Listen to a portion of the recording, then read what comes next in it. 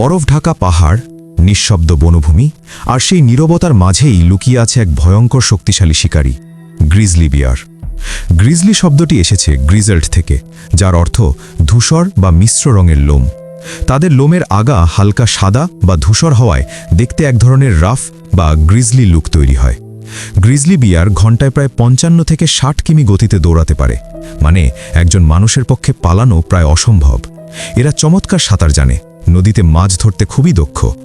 Grizzly bear সবচেয়ে বিখ্যাত salmon মাছ ধরার জন্য। বিশেষ করে যখন স্যামন মাছ নদীর উজানে ডিম পাড়তে যায়, তখন গ্রিজলি বিয়ার নদীর ধারে অপেক্ষা করে। তারা পানির পাশে দাঁড়িয়ে থাকে আর সঠিক মুহূর্তে বজ্রগতিতে থাবা মেরে মাছ তুলে ফেলে। অনেক সময় তারা পানিতে ঝাঁপ দিয়েও মাছ ধরে, যা দেখতে সত্যিই অবিশ্বাস্য। গ্রিজলি বিয়ার দাঁড়িয়ে গেলে উচ্চতা ৮ ফুট পর্যন্ত হয়।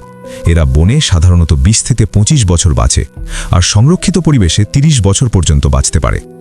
বিশাল শক্তিশালী শরীর, কাঁধে বড় মাংসপেশির কুঁজ, ধারালো নখর, ঘন বাদামি লোম এর শারীরিক বৈশিষ্ট্যের মধ্যে অন্যতম।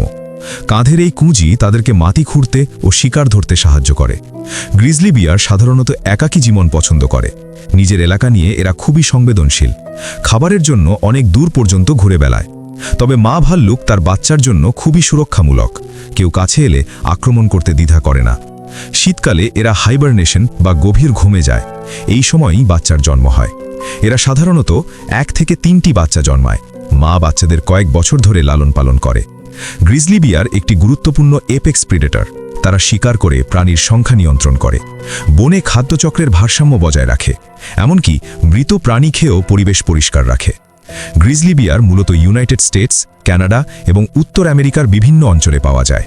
কিছু এলাকায় তাদের সংখ্যা স্থিতিশীল হলেও মানুষের বসতি বিস্তার ও শিকার তাদের জন্য হুমকি হয়ে দাঁড়িয়েছে। এই বিশাল শক্তিশালী প্রাণীটি প্রকৃতির এক ভারসাম্যের প্রতীক।